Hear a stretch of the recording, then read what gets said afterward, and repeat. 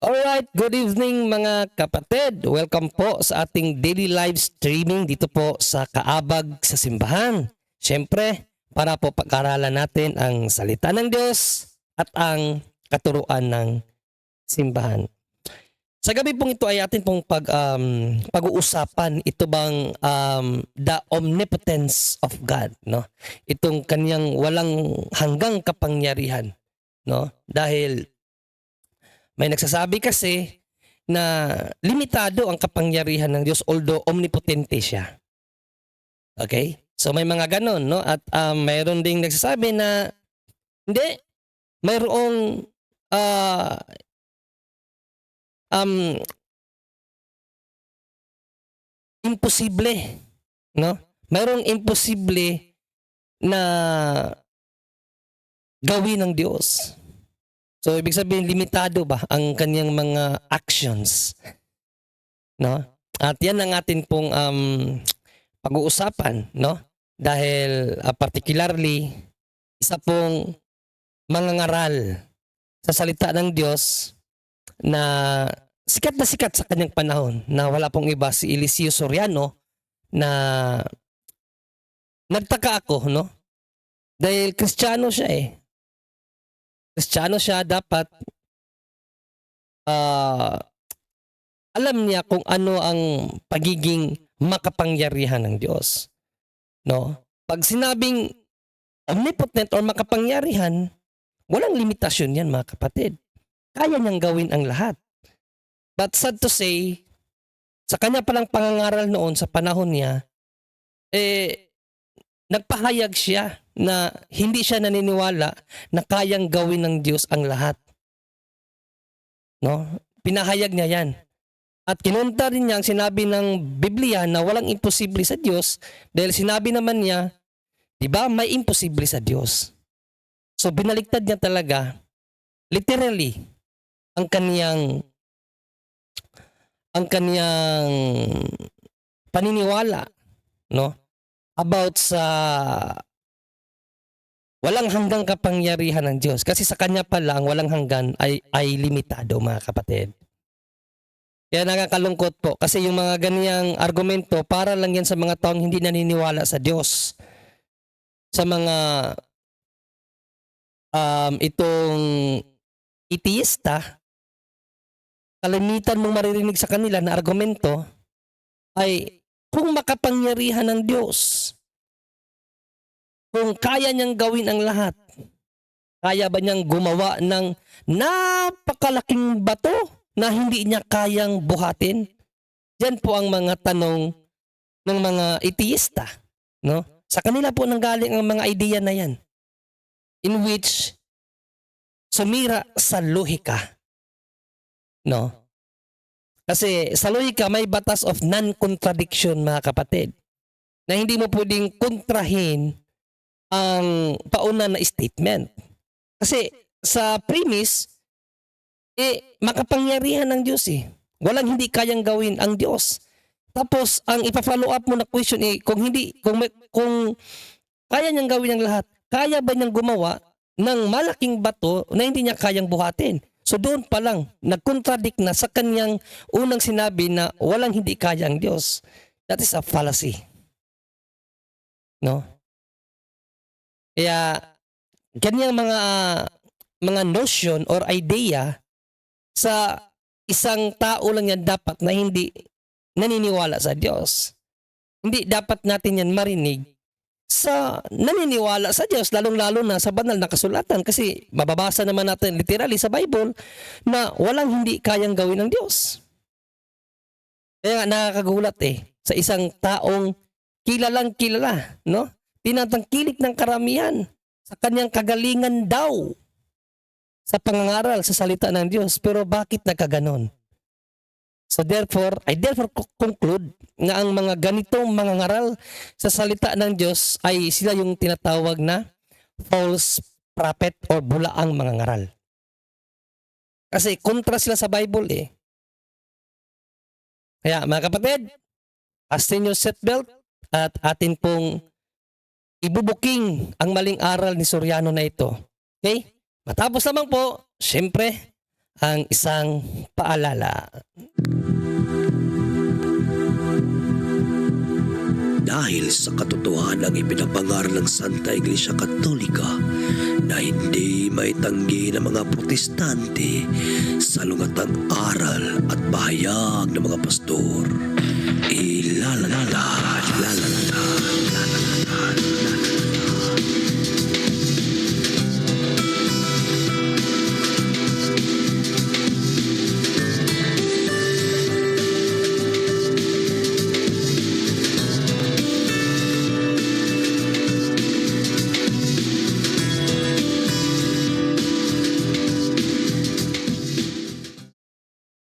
Car bag sauce simbahan.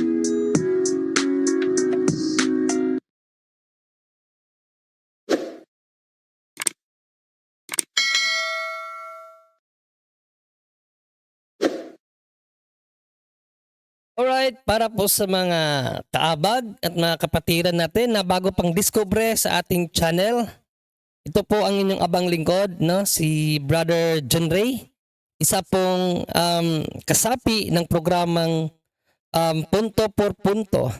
At isa po ako sa mga nagbibigay ng kasagutan sa mga katanungan na itinatanong po sa programang Punto por Punto, mga kapatid. At minsan po ako po ay nag-live dito sa aking sariling channel na Kaabag sa Simbahan, no? At marami din po tayong ibinibigay na topic dito patungkol po sa pananampalatayang Katoliko at pagsagot din sa mga issue na ibinabato ng mga kapatirang protestante.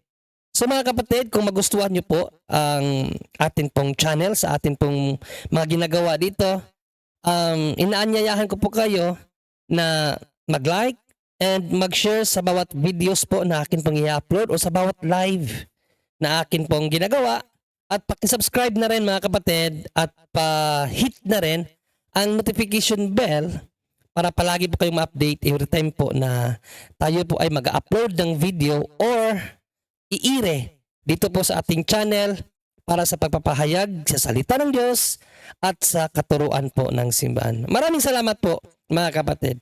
And again, atin pong pag-uusapan ngayon, no?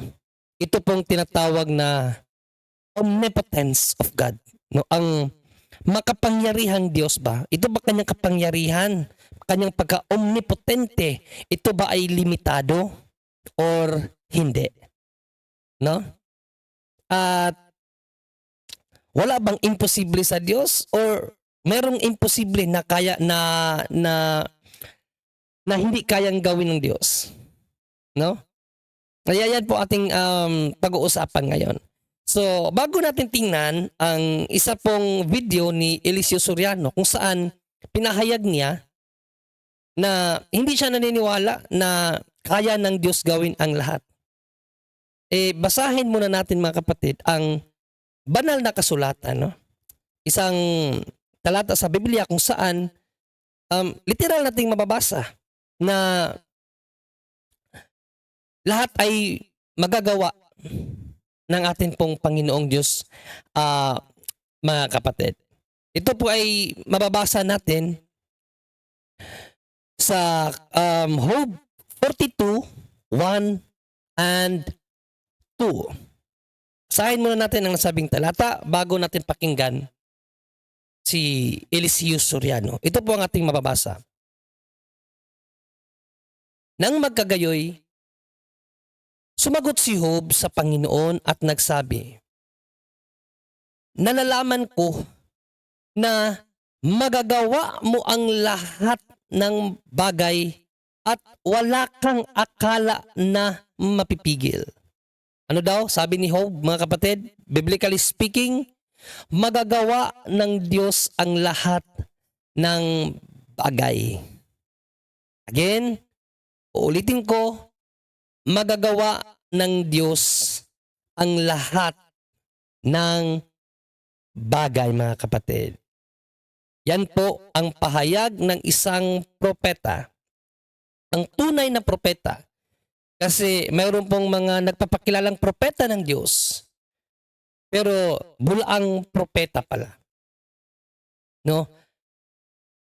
Isa dito mga kapatid, si Eliseo Soriano. No? Bakit natin nasabi na bulaang propeta siya? Kasi kinuntra niya ang sinabi ni Job. No? Ang tunay na propeta na sinugo ng Diyos, isulat ang kanyang salita. Ano ang sinabi ni Job? Alam ko na magagawa mo ang lahat ng mga bagay. Sabi ni Job po yan. No? Alam na alam ni Job bilang alagad ng Diyos na ang lahat ng bagay ay kayang gawin ng Diyos. Pero sa panahon natin, no, although lumipas na ang kanyang buhay, nung panahon niya, nung nangaral siya, si Eliseo Soriano, na-record ang kanyang sinabi mga kapatid na hindi siya naniniwala na kaya ng Diyos gawin ang lahat ng bagay. At ito po ang ating pakikinggan ngayon. Gusto ko pakinggan yung maigi dahil dalawang bagay ang kaniyang sinabi dito mga kapatid. Hindi siya naniniwala na kaya ng Diyos gawin ang lahat ng bagay at sinabi rin niya na mayroong imposible sa Diyos. Sa Bible kasi walang imposible sa Diyos, pero kay Eliseo Soriano may imposible. Ito po ating pakikinggan mga kapatid. Lahat daw ng gusto ng Diyos magagawa niya. No, hindi ako naniniwala ron. Ano daw? Ulitin natin ng konti, mga kapatid. Hindi ako naniniwala ron. Ulitin natin. Lahat daw ng gusto ng Diyos magagawa niya. No, hindi ako naniniwala ron. Merong hindi magagawa ang Diyos. Merong hindi magagawa ang Diyos. Okay, malinaw yun ha? Meron daw. Lahat daw kayang gawin ng Diyos. Sabi niya, no, hindi ako naniniwala doon. Okay? Pero biblically speaking, kung titingnan natin mga kapatid, magagawa mo ang lahat ng mga bagay. Sinabi ng tunay na propeta. Pero sa Eliseo Lahat daw Soriano, ng gusto ng Diyos magagawa niya. No, hindi ako naniniwala ron. hindi siya naniniwala na kaya ng Diyos gawin lahat ng mga bagay. Ano ang reason niya? Pakinggan natin ang reason niya. Merong hindi magagawa ang Diyos. Ang Diyos ay hindi makapagsisinungaling. Ang Diyos ay hindi makakapagsinungaling. In which it is true, mga kapatid. Tunay na ang Diyos ay hindi makapagsisinungaling.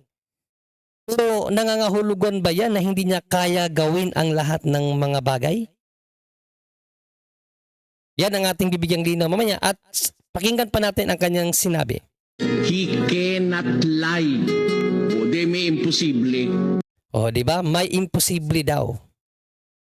Dahil hindi makapagsinungaling ang Diyos, o di ba? May imposible. So, merong imposible pala sa Diyos na again, contradictory sa pahayag ng ating Panginoong Jesucristo at sa anghel.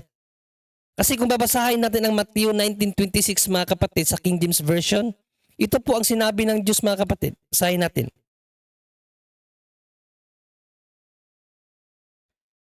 But Jesus beheld them and said unto them, with men this is impossible, but with God all things are possible. Di ba? All things are possible to God. Pero kay Eliseo Soriano, pakinggan natin uli, mga kapatid, ang sinabi ni Eliseo Soriano, Lahat daw ng gusto ng Diyos magagawa niya. No, hindi ako naniniwala ron. Merong hindi magagawa ang Diyos. Ang Diyos ay hindi makapagsisinungaling. He cannot lie. O, di may imposible. may imposible sa Diyos daw. Pero si Panginoong Jesucristo, there is no impossible with God. So kontra talaga. So kayo nang maghukom, lalong-lalo ka naman sanas kung nakikinig ka ngayon, kung nasa banal na kasulatan pa ba ang pahayag ng kinikilala mong propeta. So ipagpatuloy natin ang reason at ang talata na binabasa ni Eliseo Soriano kung bakit hindi siya naniniwala na kaya ng Diyos gawin ang lahat. Hindi siya pwede magsinungaling. Ganon siya katapat. At ganon siya kabuti. Kabutihang walang kasinungalingan. At yung kabutihan niya at katapatan niyang walang kasinungalingan, yun ay mananatili hanggang sa walang hanggan. Sabi ni San Pablo, sa pag-asa sa buhay na walang hanggan, na ipinangako ng Diyos na di makapagsisinungaling buhat ng panahong walang hanggan. Alright, no? So yun po ang full statement ng kanyang hindi pagpapaniwala sa Diyos na kaya ang gawin ang lahat at imposible daw sa Diyos. Mayroon daw imposible sa Diyos. Dahil sa sinabi ni St. Paul sa Titus 1:2, mga kapatid, na hindi makapagsinungaling ang Diyos. So basahin muna natin, umpisahan natin sa 1:1 ang ginamit niyang talata para maunawaan at ma-explain natin ng maigi, mga kapatid. Si Pablo na alipin ng Diyos at apostol ni Hesukristo ayon sa pananampalataya ng mga hinirang ng Diyos at sa pagkaalam ng katotohanan na ayon sa kabanalan, sa pag-asa sa buhay na walang hanggan na ipinangako ng Diyos na di makapagsisinungaling buhat pa ng mga panahong walang hanggan. Ano daw?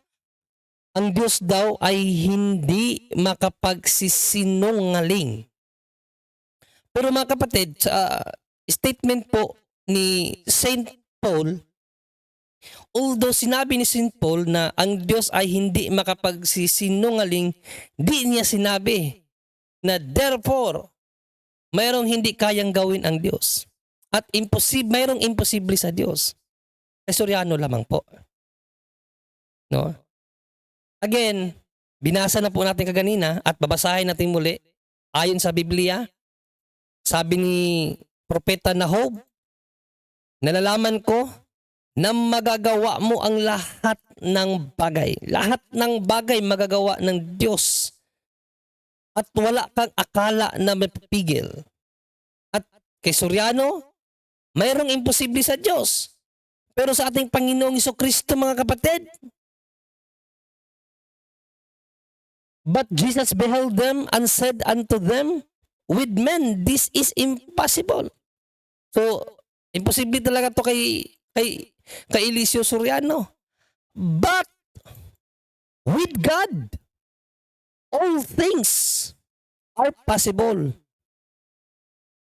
Sabi pa nga ng anghel na nagpakita kay Inang Berhing Maria, for with God nothing shall be impossible. Walang imposible sa Diyos, mga kapatid. Baliktad sa ating narinig, sa kinilala ng karamihan na sumunod sa Kanya na mga ngaral, guro, propeta ng Diyos. Propeta na sumasalangsang sa salita ng Diyos. Anyway, mga kapatid, ang pagsabi ni St. Paul na hindi kaya ng Diyos ang magsinungaling does not mean na hindi niya kayang gawin ang lahat. Okay. Dahil malinaw sa Bible, kaya ng Diyos gawin ang lahat. So paanong sasabihin mo na merong hindi kayang gawin ng Diyos? The reason why hindi kayang makapagsinungaling ang Diyos, it's not because His power, His omnipotence is limited. Yan po ang logic yan. Yan po ang logic, mga kapatid. Hindi dahil hindi niya kayang magsinungaling ay dahil limitado ang kapangyarihan ng Diyos. No. Hindi limitado ang kapangyarihan ng Diyos. The reason why hindi siya makapagsinungaling dahil hindi siya tao. Dahil biblically speaking, tao lang ang nagsisinungaling, hindi ang Diyos. Ibig sabihin, kalikasan na po ng Diyos ang hindi magsinungaling, mga kapatid. Kalikasan niya na hindi makapagsinungaling, kaya hindi siya nakapagsisinungaling. Dahil yan ang kanyang kalikasan. It is not because limitado ang kanyang kapangyarihan. Nakuha niyo, mga kapatid?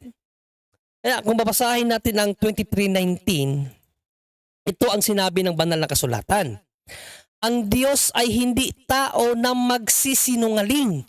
Ni anak ng tao na magsisisi, sinabi ba niya at hindi niya gagawin? O sinalita ba niya at hindi niya isasagawa? Di ba napakaliwanag dito mga kapatid? Ang Diyos ay hindi tao na magsisinungaling. Bakit? Diyos siya eh. Yung pagiging tapat ng Diyos, yun ang kanyang kalikasan. Yan ang reason kung bakit hindi siya makapagsisinungaling. Dahil yan ang kanyang kalikasan. Sapagkat hindi siya tao. Tao lang ang may kalikasang pagsisinungaling, mga kapatid. That's not mean that his omnipotence, his being powerful is limited.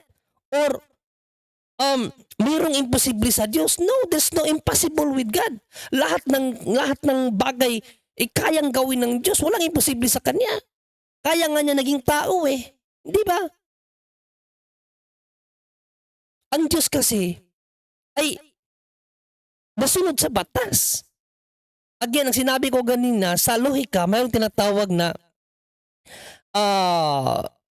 law of non-contradiction. Sa lohika, may tinatawag na law of non-contradiction na hindi pwede na magkaroon ng kontrahan sa isang katotohanan. Yan po. Nasa batas, naayon sa kalikasan, ang kalikasan ng Diyos. Ang kalikasan niya, hindi makapagsinungaling dahil Diyos nga siya. Wala sa Kanya ang pagsisinungaling. Yan po ang reason. No? Hindi yan nangangahulugan na dahil hindi siya nakapagsisinungaling, limitado ang kanyang kapangyarihan. No! At mayroong imposible sa Kanya. No, there's no impossible with God. According to the Bible, according to our Lord God Jesus Christ, there's no impossible with God. Kaya nga, maling-mali ang sinabi ni Eliseo Soriano, mga kapatid. Biblically speaking, sinabi na yan, bakit hindi makapagsinungaling ang Diyos? Dahil hindi siya tao. Yun po ang reason doon. Tao lang po ang nagsisinungaling. Ang Diyos, hindi yan makakapagsinungaling ang Diyos. Dahil siya ay infinite being, perfect being. Kung ano siya, yan siya. Yan po ang Diyos natin. He is all powerful. No? Hindi limitado ang kanyang kapangyarihan. Yan po ang tamang reason kung bakit hindi niya kaya magsinungaling dahil hindi siya tao. Ang Diyos ay hindi tao. At nung naging tao siya, dahil nga infinite being siya, hindi pa rin nawala ang kanyang nature na hindi kayang magsinungaling. Kaya nga sabi ni St. Peter no, sa kanyang sulat, sulat ni Apostol na Pedro patungkol kay Panginoong Jesucristo sa 2 Peter 2:22, mga kapatid. Ito ang kanyang sinabi, no? 1 Peter 2:22. 1 Peter 2:22, mga kapatid, no? Ito ang kanyang sinabi. Basahin natin. Na siya hindi nagkasala o kinasumpungan man ng daya ang kanyang bibig. Sa ibang salin nito, walang anumang kasinungalingan ang lumabas sa kanyang bibig. Although naging tao ang Diyos, mga kapatid, hindi pa rin nawala ang kanyang kalikasan na hindi nagsisinungaling. Dahil yan na po ang kanyang kalikasan, hindi nagsisinungaling. Okay, ulitin natin.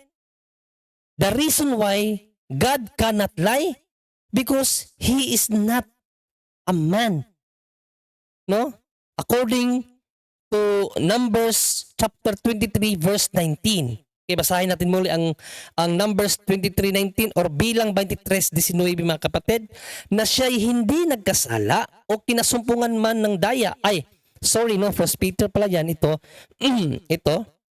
ang Diyos ay hindi tao na magsisinungaling. Yan po ang reason kung bakit hindi nakapagsisinungaling ang Diyos, dahil hindi siya tao. No? Walang kinalaman diyan ang pagiging omnipotente ng Diyos, ang kanyang pagka all-powerful, ang kanyang pagka makapangyarihan sa lahat. Dahil naturally kaya niyang gawin ang lahat ng bagay. Walang imposible sa Diyos. Walang kinalaman ang pagsisinungaling ng tao sa kapangyarihan ng Diyos. No?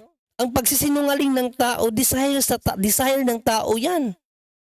Niloob ng tao yan. Huwag nating ipahid sa Diyos ang ating kalikasan. Kasi kalikasan ng tao, sinungaling talaga. Ikaw, ikaw. Pero, marunong naman tayo humingi ng kapatawaran sa Panginoon. Di ba? Kasi hindi nga tayo Diyos eh. Diyos lang ang hindi nagsisinungaling, mga kapatid. No? Walang kinalaman doon ang kapangyarihan ng Diyos sa kanyang hindi pagsisinungaling. Actually, tiningnan ko kay ChatGPT anong uri ng mga fallacy ang statement na yan. No? Basahin natin ha. Anong uri ng fallacy ang argument ni Soriano? Basahin natin mga kapatid para makita niyo. Ito po. Ayan. Tinanong ko kay ChatGPT, no? Kung di kaya ng Diyos magsinungaling, ibig sabihin meron siyang di kaya. Anong fallacy ito? Ito ang sinabi ni ChatGPT, no? Ang pahayag na kung di kaya ng Diyos magsinungaling, ibig sabihin meron siyang di kaya ay isang halimbawa ng fallacy. Particular, ito ay false dilemma o false dichotomy at maaari ring may halong category mistake. Narito ang paliwanag. So pakinggan natin ang paliwanag ni ChatGPT. False dilemma or false dichotomy, ito ay isang fallacy kung saan pinipilit ang dalawang magkasulungat na option bilang tanging posibilidad kahit na may ibang paliwanag. So pinipilit ni Eliseo Soriano na ipasok ang kaniyang interpretasyon na kubo hindi kaya ng Diyos ang magsinungaling, so therefore hindi niya kayang gawin ang lahat. So yan po ang ibig sabihin ng false dichotomy. Mayroong ibang option. Ibang option na ginagamit si Soriano, no? Halimbawa, sa pahayag, kung hindi niya kayang magsinungaling, ibig sabihin may hindi siya kaya. Pinipilit nitong ang hindi kakayahan ay palaging nangangahulugang limitasyon. O, yun ang sinasabi ko kanina, no? Dahil mayroong hindi kayang gawin ng Diyos, inisip ni Soriano na may limitasyon ang kapangyarihan ng Diyos. So, kaya nga, false dichotomy, mga kapatid. Pero, ang hindi kayang magsinungaling ay hindi dahil hindi niya kayang gawin sa kapangyarihan. Kaya nga, walang puna ang hindi kayang pagsinungaling sa kapangyarihan ng Diyos. Kung hindi niya ginawa dahil sa kanyang likas na pagiging banal at moral. Kung sabaga dahil nature talaga niya ang hindi magsinungaling, kaya hindi niya kayang magsinungaling. Hindi dahil sa limitado ang kanyang kapangyarihan, mga kapatid. So yan po ang punto doon. Kaya hindi ito limitasyon ng kapangyarihan, kundi pagpili ayon sa kanyang kalikasan. Okay? So will ng Diyos na hindi makapagsinungaling kasi yun nga ang kanyang kalikasan ng hindi magsinungaling, mga kapatid. Ano pa? Category mistake, no? Fallacy of category mistake. Ito naman ay ang pagbibigay ng maling kategorya o pag-unawa sa isang bagay. So pagbibigay daw ng maling kategorya, iniligay mo sa maling kategory, no, yung kalikasan ng Diyos. Halimbawa sa pahayag, inaakala na ang moral na imposibilidad hindi nagsisinungaling dahil sa likas na kabutihan ay kapareho ng pisikal na imposibilidad. Oo. So, napakalinaw, kawalan ng kakayahan, kaya mali ang argumento. No? Yung moral na imposibilidad ay kapareho lang sa physical na imposibilidad. Iba kasi yung moral sa physical, mga kapatid. No, yung moral, yung talagang nature na. Pero sa physical kasi, sa atin, may action kasi tayo na talagang pwedeng magbago. Mga kapatid, no? Kaya nga physically, lahat ng matter ay bound to change. Pero yung moral, specifically ang Diyos, ay hindi yan pwedeng mabago mga kapatid. Ang tao lang ang pwedeng magbago talaga. And then, mayroong optional. No? Ito number 3, optional is Truman fallacy. May elementong ito rin. Parang binabago ang definisyon ng makapangyarihan. So mayroong sariling explanation sa pagka-omnipotence para gawing kahina-hinala ang paniniwala sa Diyos. Kaya Stroman, gumamit ng Stroman fallacy para talagang maitindig ang kanyang paniniwala na mayroong hindi kayang gawin ng Diyos dahil hindi niya kayang magsinungaling. Kaya Stroman, no? So ito yung buod. Ang pahayag ay may mga fallacies gaya ng false dilemma. Pinipilit na may limitasyon agad kapag may bagay na hindi ginagawa. Kaya false dilemma po yon. Category mistake, inaakalang moral limitation is power limitation. So yun pala. No, ang category mistake, inaakalang yung moral limitation is meaning power limitation. So, category mistake yun mga kapatid. And Stroman, depende kung paano ipinipresenta. So, yan po ang pahayag ni ChatGPT mga kapatid, no, tungkol doon sa pahayag na kung kaya ng Diyos ang lahat, pero hindi niya kayang magsinungaling, so therefore, meron siyang bagay na hindi kayang gawin. So, yun po is a false dichotomy, fallacy of category mistake, and Stroman fallacy. So, sana mga kapatid, natuto kayo sa gabing ito at naway may turo nyo ito sa mga pamilya nyo, lalong-lalo na sa mga anak nyo. Maraming salamat and God bless all.